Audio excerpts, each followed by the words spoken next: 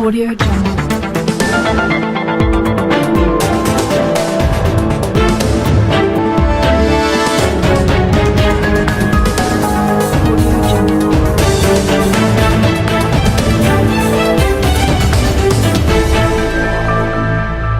Audio Jungle. Audio Jungle. Selamat siang pemirsa, jumpa lagi bersama saya Anidia di News Today. Sekarang kita akan memberikan informasi seputar dunia jurnalistik. Untuk itu, rekan kami Tifa akan melakukan wawancara langsung di TVRI Sumbar bersama Bapak Irwan Santoso selaku redaktur ketua, reporter dan Oke, sekarang kita sudah bersama Bapak Irwan Santoso sebagai Kepala Redaktur penyiar juga di TVRI Sumatera Barat dan juga reporter. Oke, sekarang kita akan membahas tentang seputar jurnalistik, tips-tipsnya. Jadi Bang Irwan aja biar boleh. boleh. Bang Irwan aja. Oke. Jadi bagaimana sih sebagai seorang jurnalis itu kita dalam mengumpulkan berita itu bagaimana?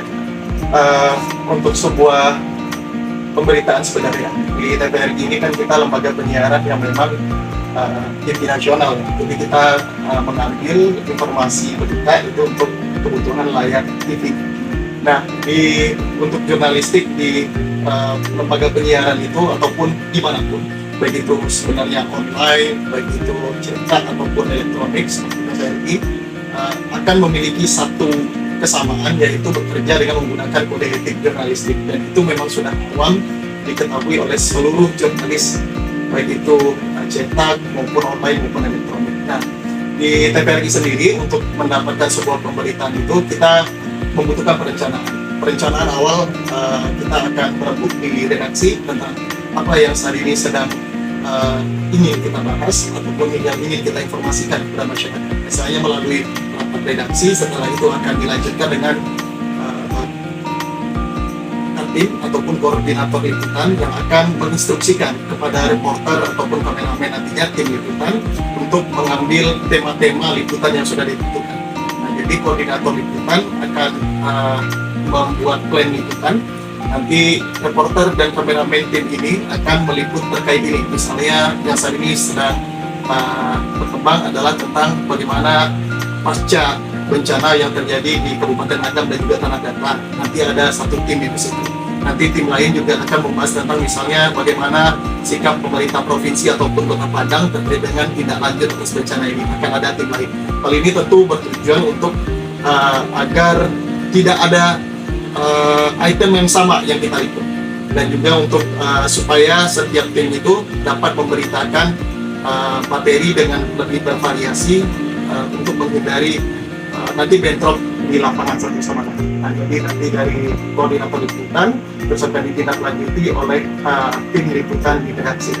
Pasca itu nanti setelah selesai itu seluruh tim akan bergerak ke lapangan. Kita akan mengumpulkan data, kita mengumpulkan gambar, karena kita butuh untuk visual untuk kita tayangkan. Kita akan wawancara narasumber, dan sebagai seorang reporter kita harus menentukan angle berita. Meskipun sudah ada plannya, kita akan dituntut untuk menentukan angle berita dari mana, apa yang akan kita angkat, apa yang akan kita informasikan, itu menjadi satu lagi. Terus nanti juga kita akan koordinasi dengan kameramen sebagai seorang reporter. Bang, tolong nanti kita ambil visualnya yang ini, karena kita akan mengangkat soal ini. Misalnya tentang ketersediaan air bersih bagi pengungsi. Nah, nanti kita akan fokus berbicara tentang pendistribusian air bersih. Jadi visualnya dan naskah yang akan dibuat oleh reporter itu nyambung satu sama lain. Nah, setelah dibuat, dilanjutkan dengan tadi proses dubbing. Jadi setelah naskahnya dibuat, terus akan diperiksa, di cross check lagi oleh redaktur kepala. Redaktur kepala nanti akan memeriksa naskah yang sudah dibuat oleh masing-masing reporter. Nah, nanti setelah itu dilanjutkan dubbing oleh reporternya, dan setelah di-dubbing nanti akan lanjut proses editing, sehingga nantinya kita pastikan semuanya sudah siap untuk disiarkan kepada publik. Nah, dari yang abang jelaskan tadi, kalau kan setelah itu kita pasti akan menyusun beritanya. Betul. Biar itu tuh runtut dan memiliki sudut pandang yang jelas. Jadi itu bagaimana? Nah, kita sekali itu, jadi sebelum menyiarkan berita itu, redaktur kepala yang bertugas pada hari ini akan menyusun rundown berita nanti. Jadi itu difungsikan agar berita itu lebih runut dan jalan ceritanya itu dapat. Mulai dari awal berita kita tayangkan sampai akhir itu menjadi satu garis merah yang akan memberikan informasi yang benar kepada pemirsa.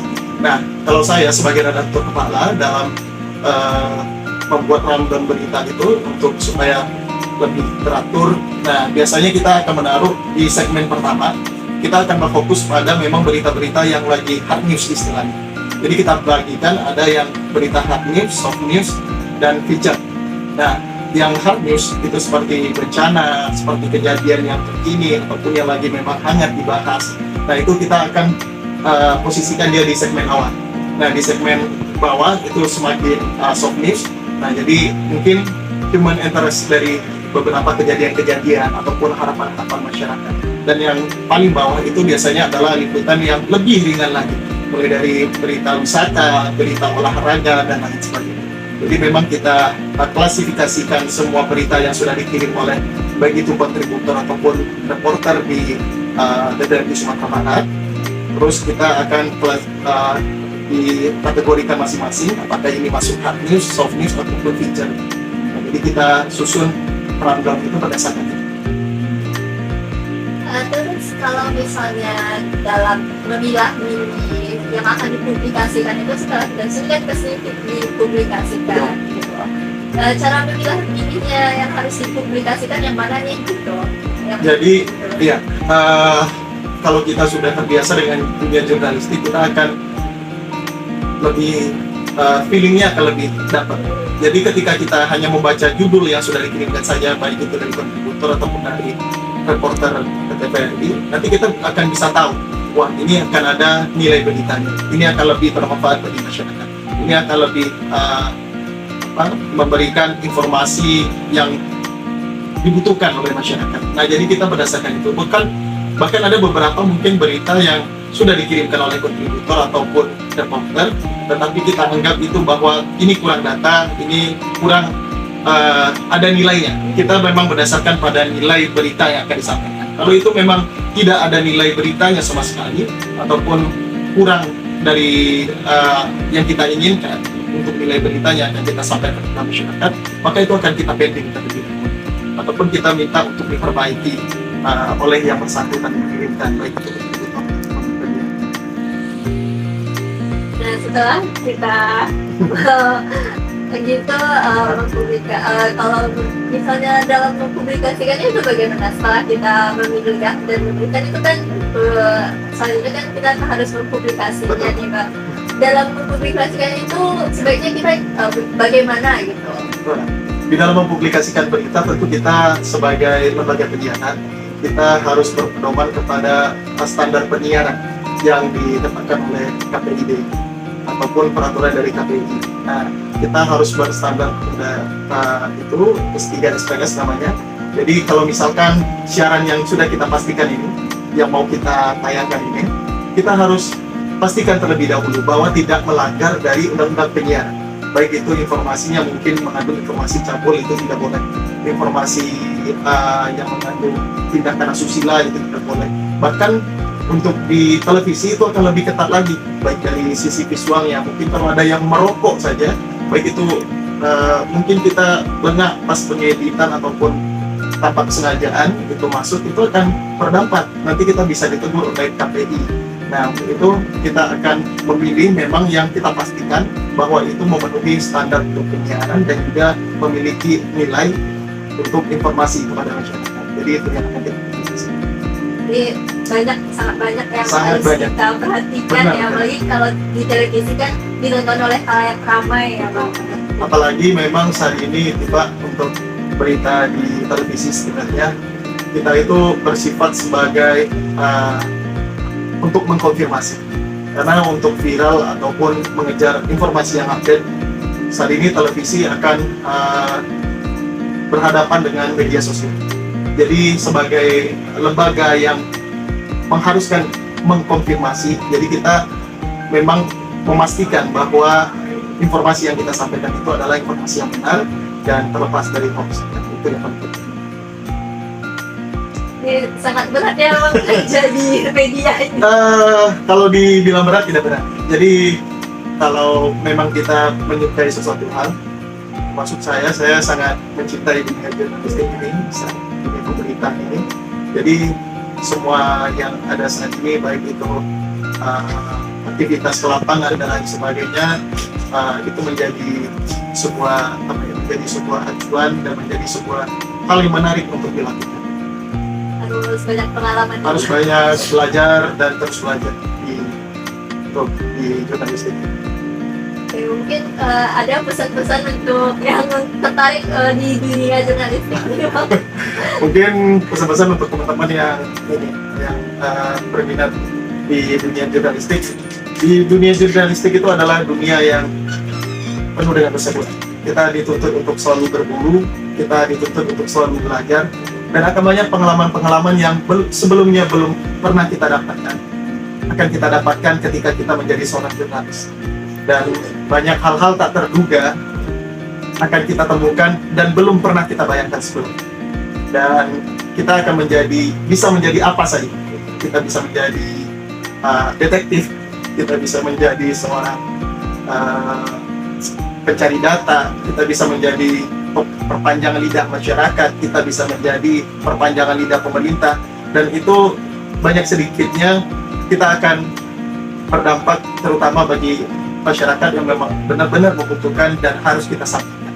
Akan memberikan kepuasan yang tidak bisa dibayangkan dengan apapun. Kita akan bisa mendapat makna bahwa kehadiran kita di situ untuk menyampaikan mungkin yang menurut kita tidak ada nilainya. Menurut kita mungkin tidak ada harganya, tapi informasi itu ketika disampaikan begitu sangat menjadi berharga bagi masyarakat. Dan apalagi misalnya ada berita-berita masyarakat yang susah terus kita beritakan dan mereka mendapat bantuan, itu akan menjadikan semangat dan menjadikan nilai lebih bagi kita sebagai seorang jurnalis. Jadi teman-teman yang mungkin hidupnya sekarang lagi tenang-tenang aja, pengen ngerasain naik roller coaster kehidupan, ada naik turunnya, nah silakan bergabung di jurnalistik. Baik, terima kasih Bang Irwan atas tips-tipsnya yang sangat bermanfaat tentunya bagi kami yang masih baru mau memasuki dunia jurnalistik. Baik, kembali lagi ke studio.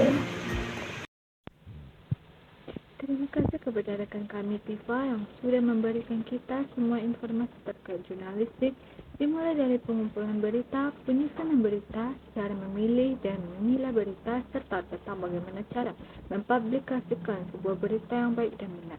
Sekian berita hari ini, selalu saksikan News Today untuk informasi